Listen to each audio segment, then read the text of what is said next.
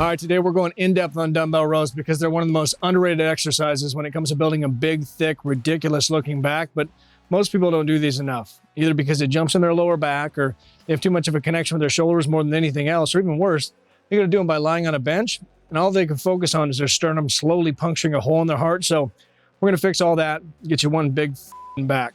Let's get after it. So when I asked people to make me a list of the exercises they hated the most, I was pretty shocked when this one was toward the top of the list, but then I started digging deeper into the comments and realized it's because most people do these real up like, because for me, these are phenomenal. So much so that the day I was granted my freedom back to go to the gym, the second exercise I did was a variation of dumbbell rows because they're so versatile. You hit your back in so many different ways, and I can guarantee I'm going to get a great workout when I do these. So let's break this down into 4 separate sections. That way everybody can identify the problem they're having and figure out how to fix it. And it all starts with angles. So the obvious place to start is the angle of your back, because we know the more parallel you are to the floor, the more it's going to call on those spinal erector muscles, the lower part of your lats, to jump in, get involved, and stabilize the weight, which isn't a bad thing. I see a lot of people get freaked out by this because they'll do this exercise and it jumps in their middle back.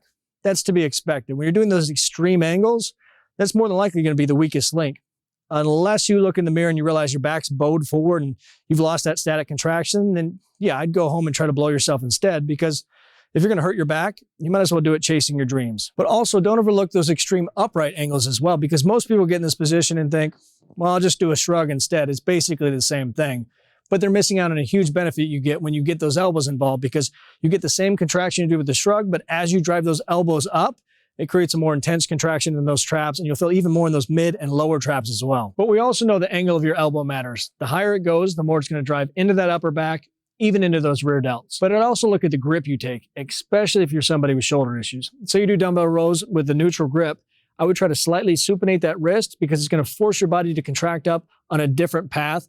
Might only be a minor difference in terms of the path itself, but it could be a major difference in terms of the connection you have with the overall exercise. And it also allows you to be a little bit more creative with the rows themselves. For instance, if you haven't ruined your life with these two yet, I would give them a go.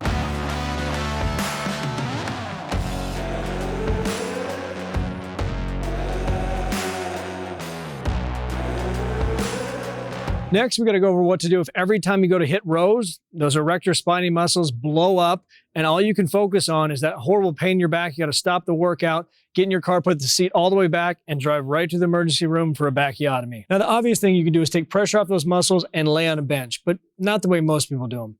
Most people lay on the bench like a big fat fucking sea lion, and of course that's going to take your breath away. Instead, you want to keep that back nice and flat and put the upper part of your chest onto the bench, and then do your rows. But remember, that's not fixing the issue. That's just going to allow you to do rows, target the muscles you want to hit without having a debilitating pump in the middle of your back. But you still have to hit those muscles doing specific exercises, because the reason it hurts so bad is they're underdeveloped and you got to work on them. So fucking work on them. Specifically, what that means is making those muscles a priority. Every workout program and exercise at the end of the workout that's going to really target those muscles and make them fail in a safe way. Like doing rows off a bench where your entire upper body is hanging off. Not only is it going to put more pressure on those muscles to hold that position, but it's going to exaggerate the contraction on the way up. Or doing them on a hyperextension or a glute ham raise is going to allow you to adjust your form and really narrow your focus in on those muscles. Now, the last two are for people whose shoulders or biceps dominate their rows. So if shoulders are your issue, then more than likely you're just rowing the weight, but not actually contracting your back. Because to do that, you have to really open up those shoulders on the way up.